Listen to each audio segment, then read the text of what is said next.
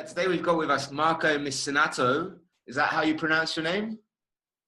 Yeah, more or less. Missinato, but of course you have an accent. Marco Missinato, and he's a composer. So we want to get to know, firstly, you know, how did you get into your work, and what is it you love about it?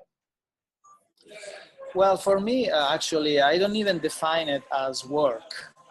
For me, music has been always in my life since my very first day I can recall. Is the way for me to dissipate the illusion of separation, sounds and music. And so since I was little, I was always involved with, always had this desire to compose music, to create melodies, to hear melodies, in order to facilitate an ambient, a situation where people would feel oneness. Right, yeah. So that was really my visceral intent when I would come to music, and still it is today. But now, of course, it's much more sophisticated, the vision and the intent. Wow, amazing! Yeah, yeah. Because it says in your on your page that I was reading that you say this: the more I allow myself to shift in a state of no mind, in which emotions are running freely, the more the melodies come through. Exactly. Yes. The creation of melody. Okay, so let's back up for a moment. So in my perception, everything comes from sound. Yes. Everything that exists, it crystallizes first in a term of vibration on sounds. When sounds take place, people like me start to put together sounds in what we call melodies. The principle of melody, the process of melodies it's a very mysterious one. And it's not something you can learn in school. In school, you can learn how to play a piano, how to arrange, how to program, how to produce. But when it comes to melody, it's just something that is come from your soul. Yeah. And so, yes, the more I step in a situation where the mind is not involved in the creative process, the more the melodies can come through. That's what I meant with that quotation. Right, yeah, because you go on to say about that you haven't really got supporting education in music when you're talking about your dream. And I wonder if, you know, if, because my brother is a piano composer, organ composer, but he's gone the school route, you know, he went through grades 1 to 8 and then university and now doing a master's.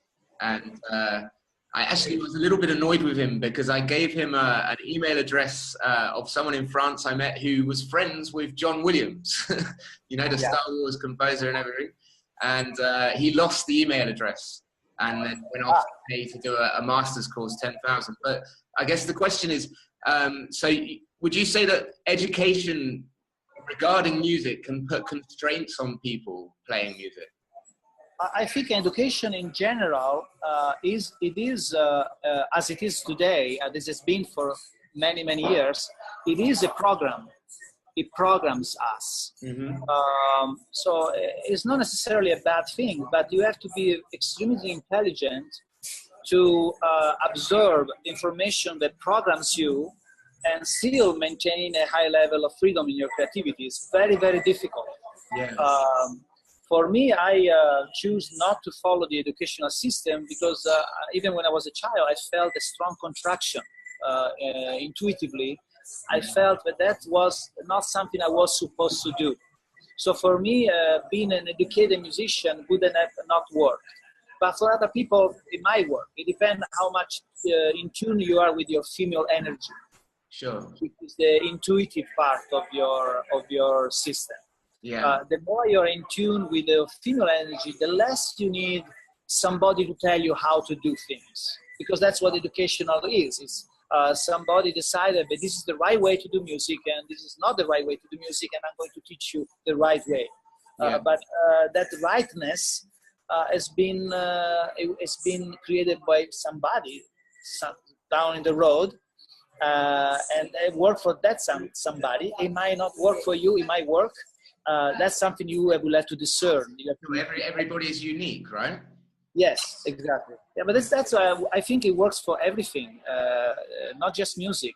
For any situation, you have to establish yourself in terms of resonance.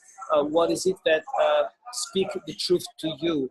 And most of the time, for me, it's always going to the direct experience rather than go to somebody to tell me how to do things. Yeah.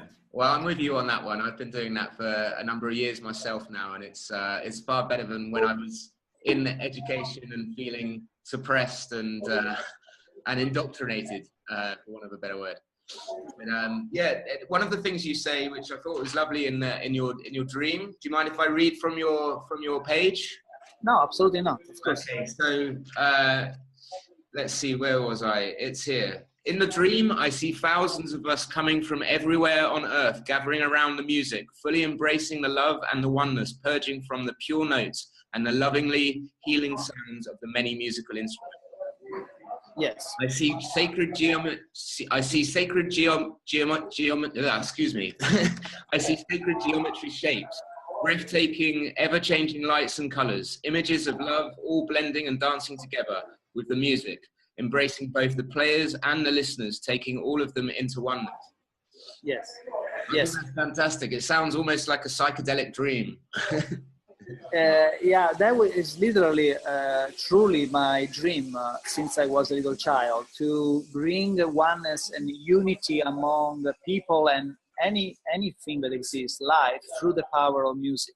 That's my deepest intent. Mm-hmm. When I mention sacred geometry, I mean the dissipation of sacred geometry, because that also is part of the matrix. So basically with the sound, with the music and with the melodies, we basically break all the matrix structures and get into this oneness where the polarity is not dancing anymore, and we are just united in one, and we understand that we are all one and everything is love. Mm-hmm. That's the ultimate dream.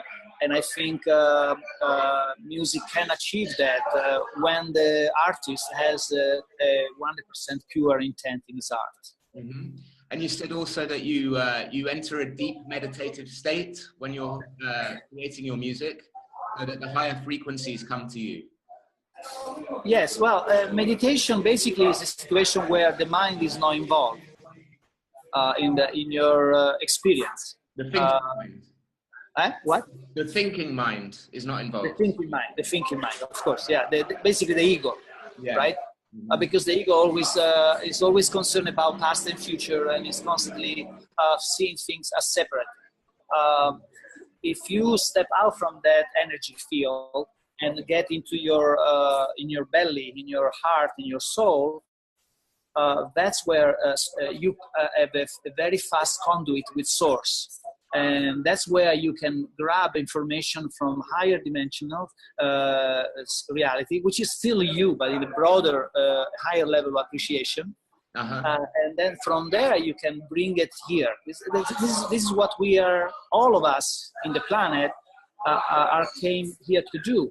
By exercising our own inner gifts and stepping into our heart and imagination, we connect with our higher non-physical self, and we bring into the third dimensional experience a much broader experience, so that we can expand what we have here.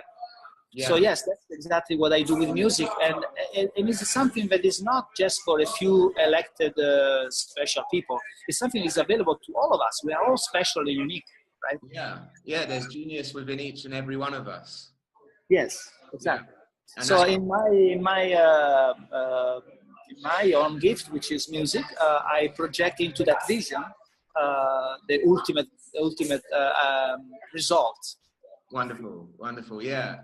Well, on that note, we're setting up something here called Global Freedom Festival. I don't know if JJ or Jean Marie have talked to you about it at all. Say again, what did you say? We're in the process here of arranging and sorting a Global Freedom Festival for either 2018 or 2019, depending on how the arrangement goes. That's fantastic. Yeah, have you been talking to Jean Marie about it? We have just touched very briefly the subject. She sent me the material. I took a look at, but I'm very much looking forward to know more about it and see what I can do in order to support that event, because it sounds very genuine and very enlightening. Yeah, well, it will be hopefully on sovereign lands all over the planet. So, you know, wherever you may be at the time, hopefully you can get to an event. Yeah. We'd love to have you play for us there. Wonderful. Yes, absolutely. And I have to say, I'm not a player. I'm a composer. Sure. So I work behind the musicians. Okay. However, sometimes the situation require my presence on stage, and if in those cases I will do it. But usually I'm behind the scenes, providing melodies and supporting the miracles to happen. Sure, similar to me then. I'm a filmmaker and I prefer to be behind the camera, not in. Yes, okay. And filmmaker, talking about filmmaker, you know, there is a lot of visual that can be added to music. In fact, we are constantly looking for filmmakers to create videos and documentaries and all that kind of inspirational stuff, yes. Well, sure, I'll send you my contacts after this. Yes. Maybe we can collaborate. That'll be brilliant. Yeah, I had a couple more questions for you. So. Yeah. If people wanted to know more about you and help you on your journey or compose with you, is that something you're open to? And how would they be able to find you and get in touch with you? Oh, absolutely. Right now, the key word is communion. Communion. As long as we are in the same resonance, communion is the key word for all of us to co-create together. Because when we are isolated, it's very, very difficult because the density out there is really thick. Yeah. And there's a lot of strong energy that pull you down and try to, stop you from what you want to do. But the more we are together in the same resonance, the more it's easy and empowering. So yes, absolutely. I'm always looking for collaborations. In fact, right now I am putting a new ad on my new project, Unfolding Secrets, Symphony of the Heart. And we are looking for event coordinators. We are looking for, of course, orchestras, choirs. We are looking for sound engineer, video makers, in order to make this tour. We want to do a tour everywhere in the world, basically, supporting peace and supporting oneness. So definitely you can people can connect with me at my website, which is called journeyofimagination.com. journeyofimagination.com. Okay, and we'll put a link on that for you on this video, and then we'll show you the video before we put it out. Just make sure everything's fine with you. Sure. Yeah. And of course we also have an email which is info@journeyofimagination.com. Great. Okay, yeah, we'll link that one too for you. And so have you got any great stories about projects you've been working on? I'm told that this ongoing project, as the title suggests, Unfolding Secrets. Symphony of the Heart. Symphony of the Heart. Yeah, would you like to tell us a bit about this?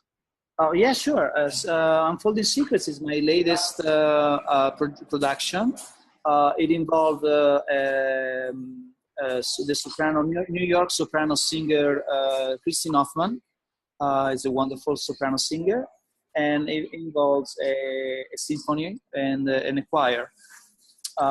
We have been testing the ground. We did a few concerts with the Symphonic Orchestra of Ecuador, and we did a Symphonic Orchestra concert in New York and one in Sedona, and it was very successful.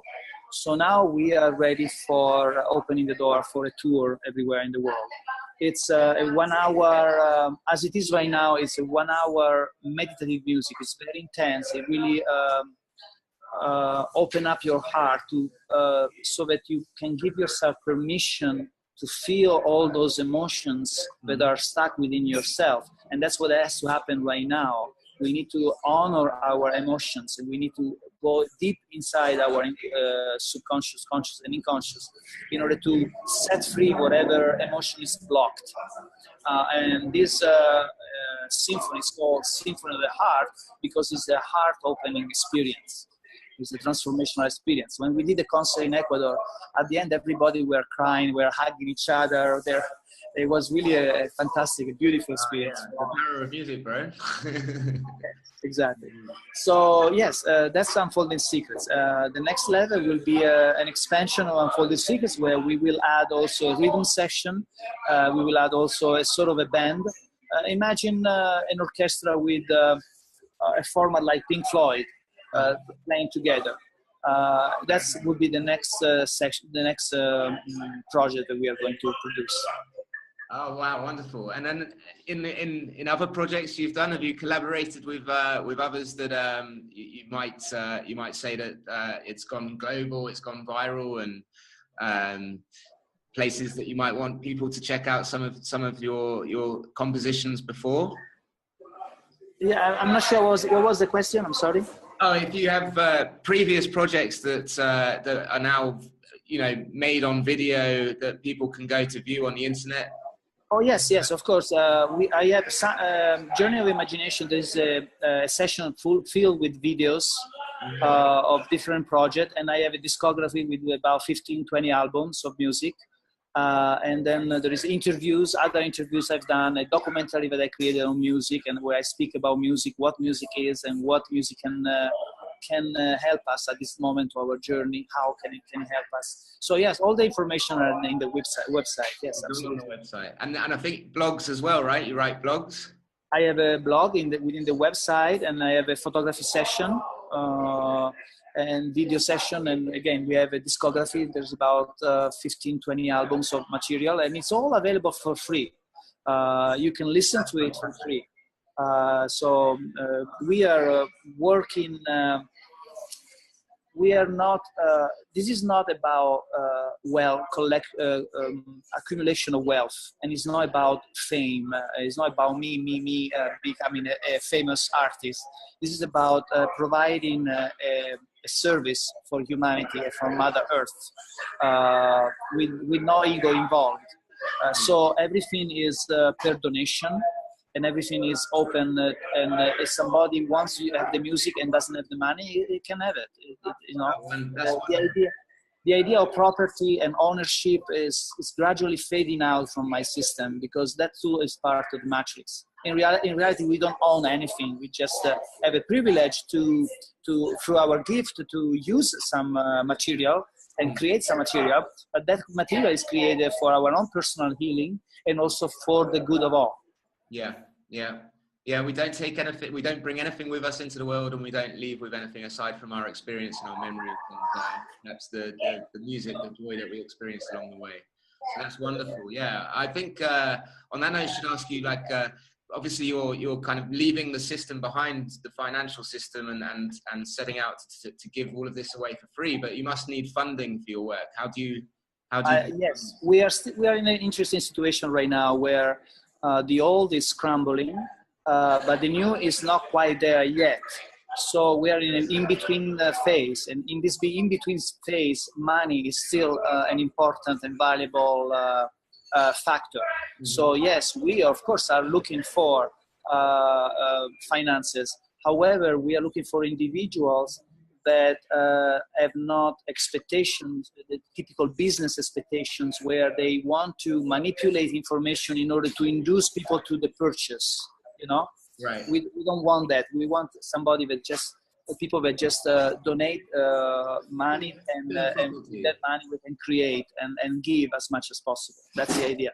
Sure. So like philanthropically. Yes.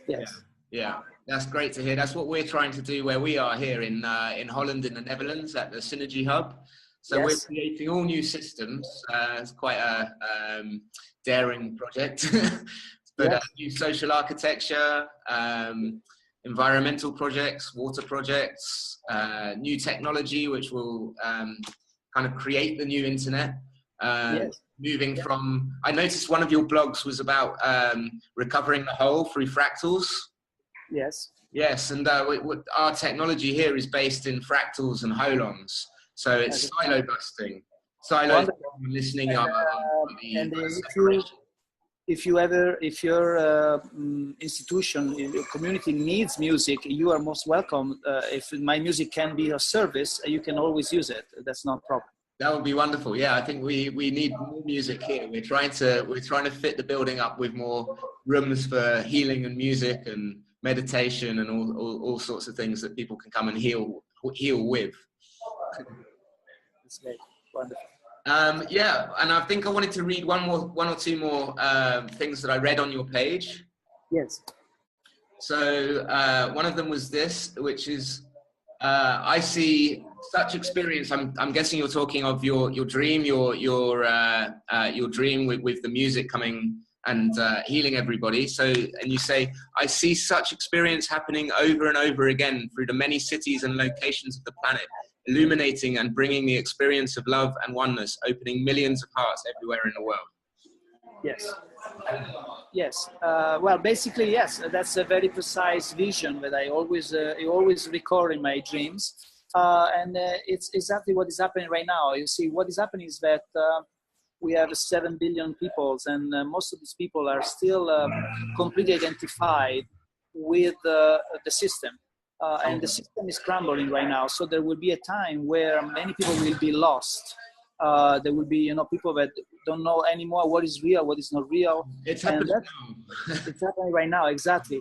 And that's where people like me and hundreds and thousands of people, we are many in the planet, will be very much busy, in demand, because we will literally kind of help the masses to find a deeper connection and start to look within themselves, because they've been trained to look always outside of themselves for the answer. Yeah, absolutely. And to look inside, they take a level of the responsibility that scare a lot of people. So the arts, the music can a little bit support that very scary process for many. Yeah. And that's the vision. I can see this recording in every city in the world, and that's basically what it's all about. And then it goes on to say, I also see how the experience creates large streams of abundance in support of the children and our Mother Earth healing. Yes. Yes, this is basically what we're going to do. We are basically teaming up with Mother Earth. Mother Earth right now is in a correction mode, is correcting what needs to be corrected in order to go back to our original blueprint. And in order to do that, it needs us. It needs our responsibility on looking inside us and find out what are we special about, because that specialness, which we all have, is very needed right at this moment. To take responsibility for this specialness and to take action. So particularly taking action, that's the last part of the equation that many people lack. They don't take action. They are aware of many things, but they don't go for the action. Yeah, there's still that blockade. We were having the same conversation with someone last night who was saying, but I need to pay my bills. I need to, to survive. And how do you just leave the system? It's really difficult. But I found, just for myself, I'm sure you may have found the same thing. Lots of people here have. That is that when you take the plunge and you get out of the system as much as you can, the universe it opens its doors and it does support you. There are other ways. And that's what's needed. The system itself, in my mind, is totally broken and needs to be completely transformed, transmuted, changed absolutely from the ground up. Yes. And I wrote this in my about section, where I wrote that basically we have the devices that we have in this physical journey is our heart and our imagination. Because 99% of what comes from the outside world is either manipulation, or it's a lie, or it's small pieces of truth that fused with a lot of deceptions. And that's, in a way, is valuable for us because it pushes us to raise up our level of discernment, the ability to discern what is real from what is not. And we can do that only by focusing on our heart and our imagination. And the only truth external device that we have is nature, to connect with nature, connect with the trees, with the ocean, with the clouds, with the country, the forest, whatever Yeah. the animals. Mm. Those are the portals, our creative imagination, our heart and soul and nature.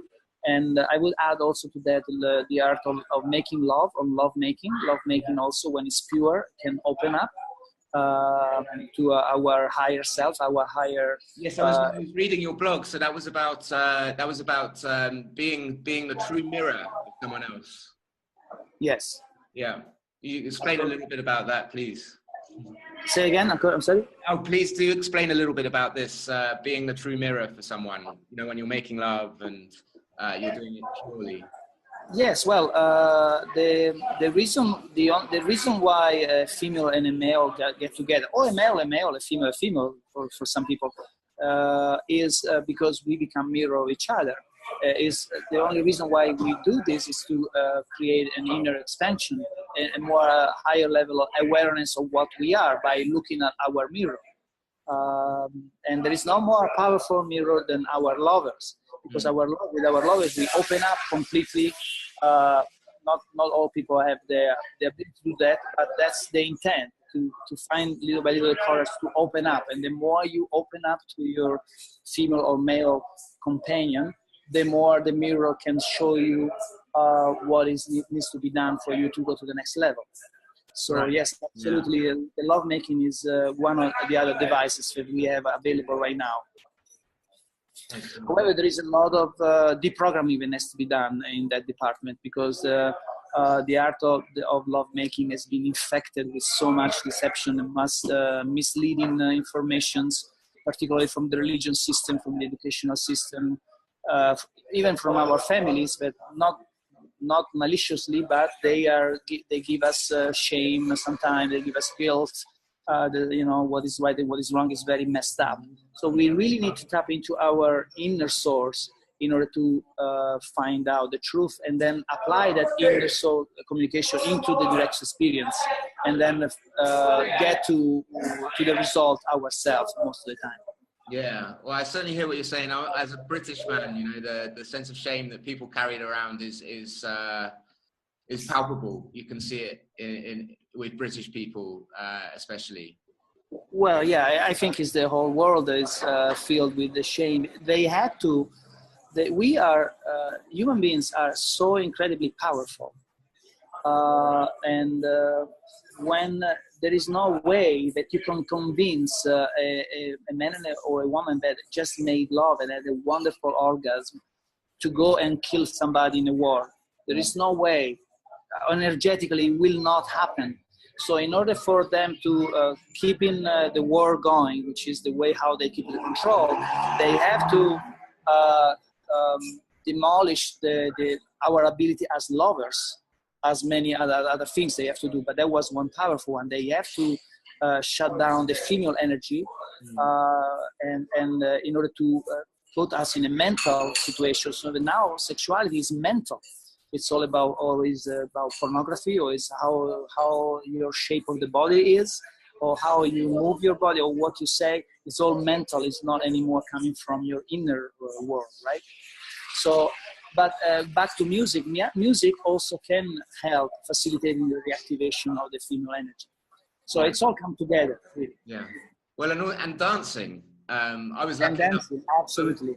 Yeah, I was lucky enough to travel South America for a year, and having come from England, where people are very robotic and rigid and don't dance unless they have a lot to drink or other things, then you know they're very, very rigid, very robotic. But over in South America, everybody is playing music and dancing. It's very colourful. You know, the houses are all different. This, I think, makes a big difference too. Is that, again, it's art and music, the same force for good. The houses in South America are all beautiful, different colours. You know, in England they're all the same colour, very dull, very grey. Over there, everything was more vibrant, dancing, laughing, pure, simple things about life, rather than the stresses of the Western world. Well, yes, the Western world is completely taken. Basically, everybody are running. Most of the people don't really know where they are going, really.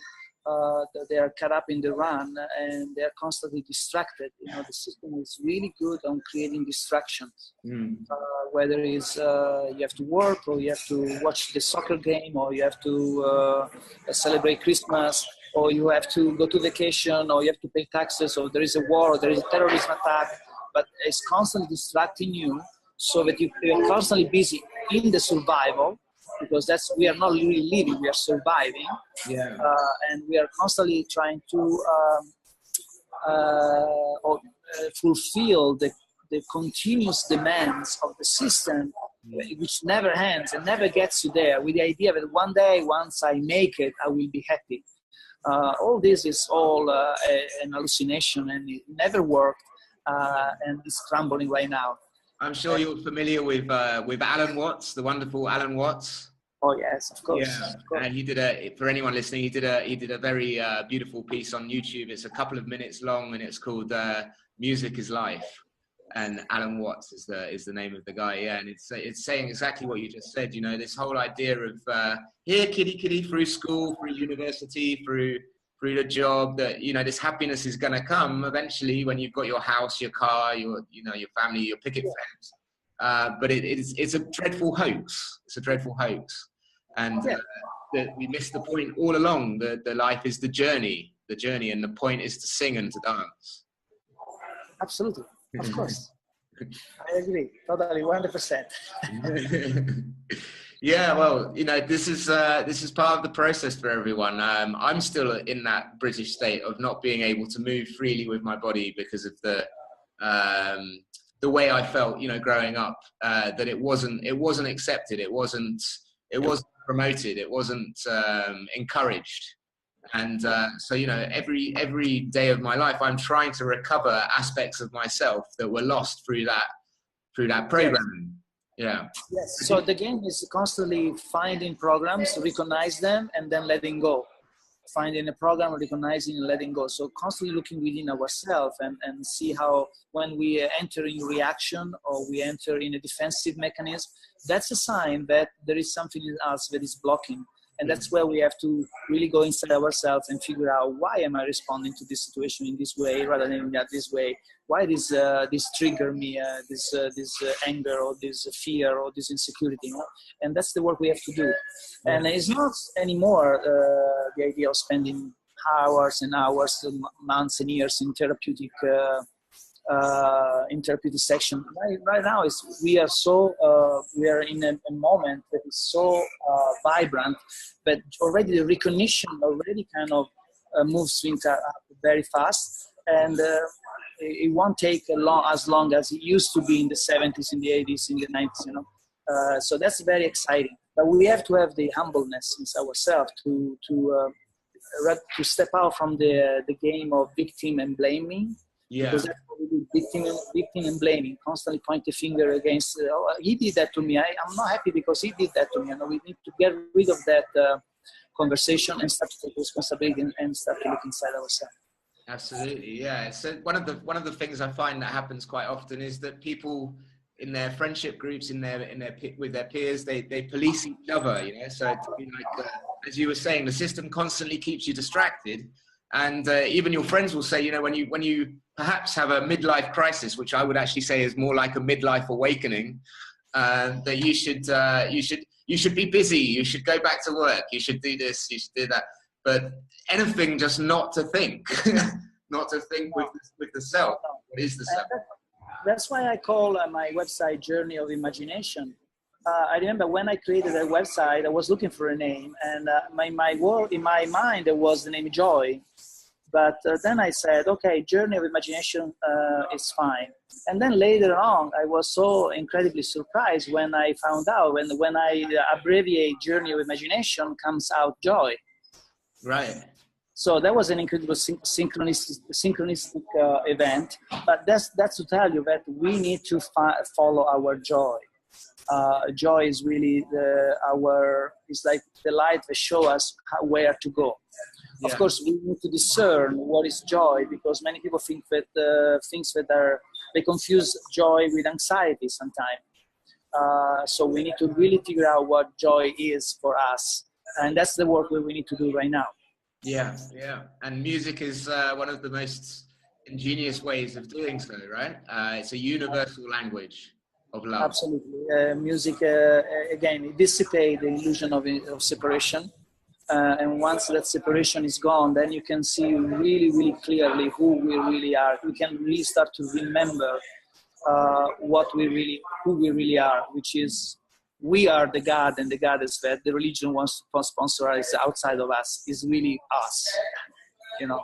Yeah. Do you have any instinct on what is happening in the pop music realm? The music industry is completely corrupted.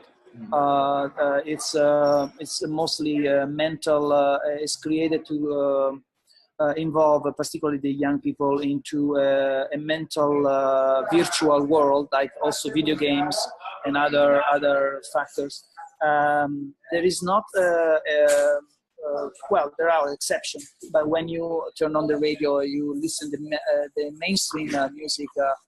The music is not is manufactured to create and facilitate certain mental responses, but it doesn't do not even 1% of what music really can do. The organic music is a completely different experience. So we need to also apply discernment in what kind of music we listen, because most of the music out there is manipulated by the industry, and the industry is controlled by the system. Yeah. So it's quite evil. Even the words are pursuing virtual sexuality that is very deceiving. They're pursuing also this fake false love, which is not love but is neediness. So I need you to be happy. That's a message, a common message in most of the songs, you know. So you are responsible for my happiness. Without you, I cannot live. How many songs there are like that, you know? And we need to communicate new lyrics with higher level of content that is more in line with what people need to hear today. Oh, I agree. I agree wholeheartedly. I think it's as well as just lyrics and music, you know, the language that we use every day, the words that we use in our conversations sometimes can have such a powerful effect. Absolutely, absolutely. And that's why the industry is so polluted with the deceiving vibration. Also, the frequency are very dark. Most of the time, they're very dark, very, very shallow and very dark, and they're filled with the symbolic messages that respond to darkness. Yes. Yeah, the whatever you want to call it, the Illuminati or yes, all that. Yes. So in my personal journey with music, of course I'm open to connect with the record company, but it has to be a record company that has completely different parameters. Yeah. The usual record companies I won't even look at them. No. Don't sell your soul. Yeah, exactly. Well, that's great, Mark. I'll let you get on. Thanks very much for talking with us this morning. Thank you. We've got a friend here to say hello to you quickly. Oh, okay. Marco, it's Jean Marie. I just want to tell you how I am that you're here. It's just beautiful. You got beautiful words, and I just love you to death. Thank you. I love you very much, Jean Marie. I never met you, but I already feel that I love you so much. Thank you for allowing me to be here with you guys. I really appreciated your time. And anytime you need music or you need support or you need a communication, just you know how to find me now. Oh, brilliant, Marco. Thanks very much for that. And you're also very welcome here anytime you like at Rotterdam. Okay. Yes, absolutely. We'll chat more about your project in the future. Brilliant. Okay, thanks very much, Marco. Have a great day and speak again soon. Thank you, Marco. Thanks. Bye-bye.